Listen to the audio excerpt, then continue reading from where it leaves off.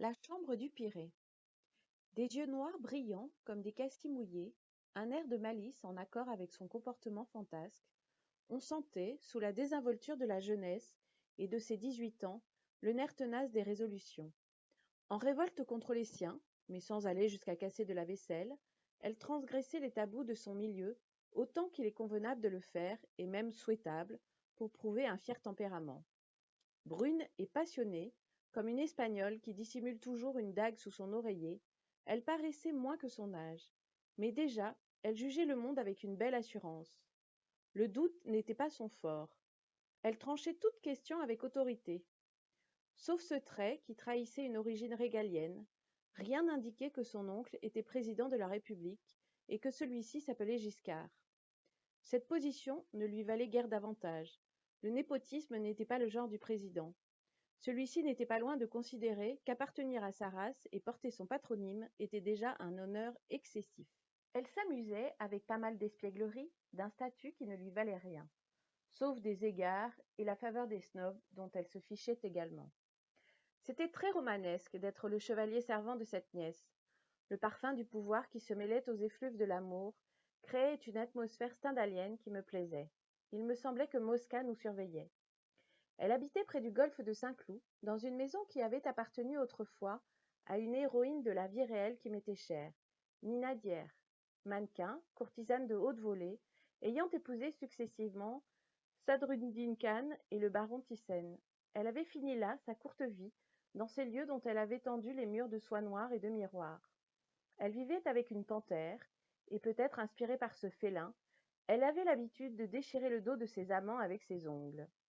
Je doute que, dans ces conditions, Rivarol eût pu continuer à résoudre ses exercices d'algèbre, lui qui se vantait de ses dons d'impassibilité au moment de l'instant le plus chaud du commerce avec les dames. Mais rien ne restait du souvenir de Nina Dier. Elle s'était suicidée. La panthère avait dû finir à la fourrière, et un aménagement très convenable avait recouvert les vestiges de cette inquiétante vie galante d'une sage toile de Jouy, mais plus encore d'oubli. La nièce me présenta à ses grands-parents, qui habitaient avenue Henri-Martin. May et Edmond, les parents du président, délicieuses personnes âgées à la peau parcheminée, s'étiolaient dans un cérémonial suranné de vieille manière. D'être les géniteurs d'un président de la République en exercice ne les troublait pas beaucoup. Le grand âge donne le sens du relatif. Edmond parlait le grec ancien avec autant d'aisance qu'on parle l'anglais aujourd'hui à HEC. Je voulais surtout voir la chambre de Giscard. Il y avait vécu toute son enfance jusqu'à son départ pour l'armée. Peut-être y trouverais-je un signe capable d'expliquer sa fabuleuse prospérité? Un objet oublié, je ne sais quel jouet ou rosebud symbolique qui traînait encore. Cette pièce avait le dénuement austère de la chambre de Napoléon. Elle était occupée par un petit lit étroit, assez court. Je me demande si les pieds du futur président ne dépassaient pas des draps. Nous nous assîmes sur cette couche un peu dure dont l'usager avait connu un si grand destin.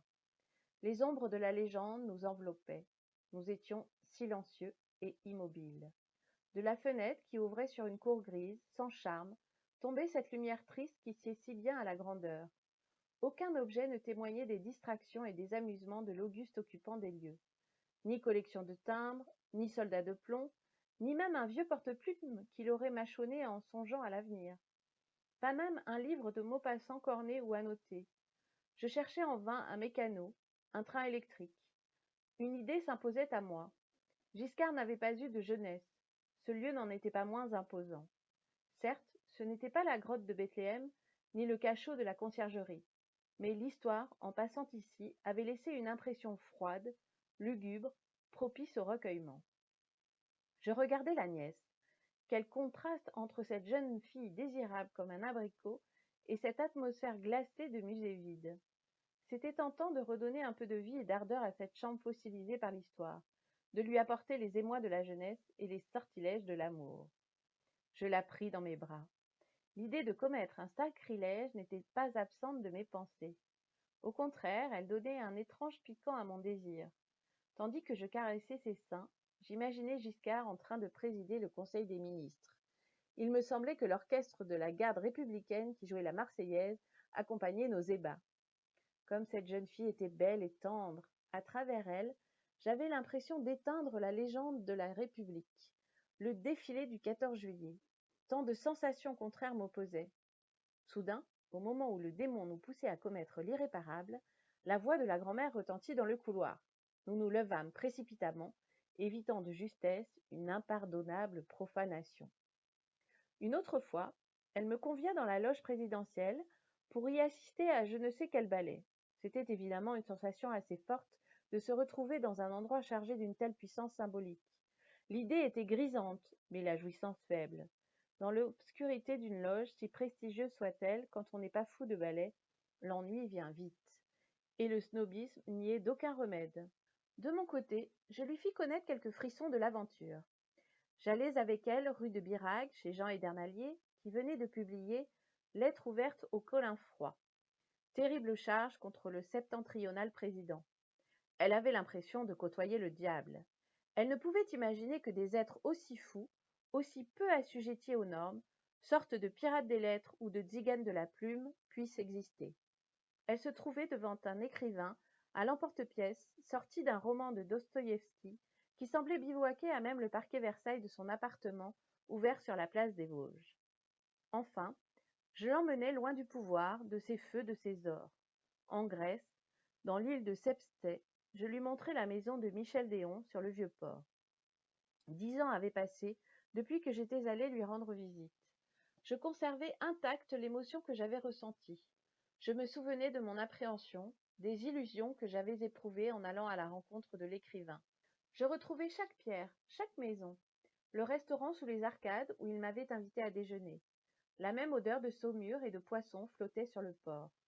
Les pêcheurs assis à l'ombre, qui ravaudaient leurs filets, semblaient ne pas avoir changé de place. Le soir, les calèches tirées par des poneys noirs faisaient toujours teinter leurs grelots. On pouvait suivre longtemps leurs lanternes éclairées dans la nuit.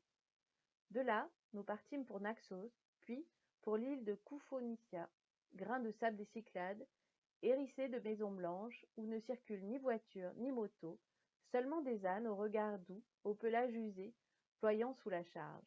Au retour, nous échouâmes au Pirée, après une nuit passée dans la coursive d'un inconfortable paquebot. Couverts de la poussière du port, nous devions subir l'haleine torride du Meltem. Je me mis en quête d'une chambre. C'était ici une denrée aussi rare qu'une cabine fraîche et aérée sur ces carcasses flottantes appelées pompeusement du nom des héros de l'indépendance grecque, comme le Miaouli.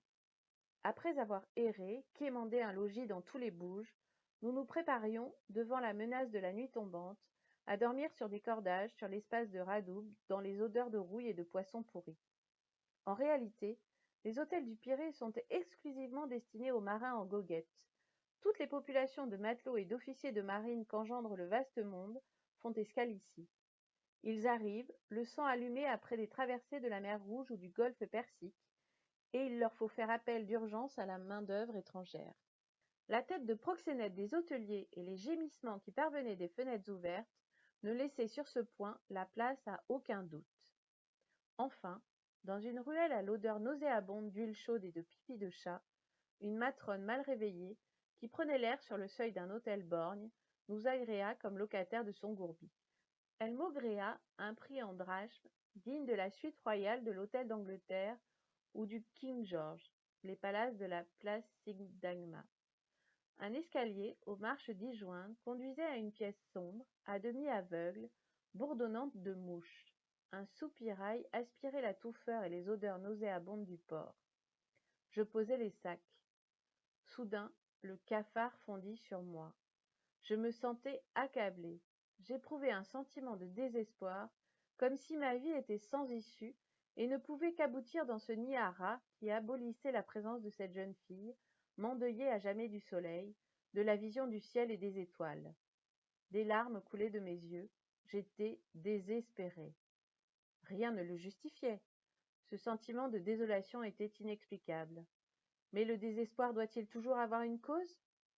La nièce me regardait interloquée, gênée, comme si je commettais une inconvenance. Elle n'avait sans doute jamais vu d'homme pleurer dans sa famille de mammifères à sang-froid. Peut-être à cet instant prit-elle conscience que les 18 années qui nous séparaient ne m'avaient pas vraiment arrimée au monde des adultes et que je n'appartenais pas à cette race des forts, à laquelle les jeunes filles ont tant besoin de croire.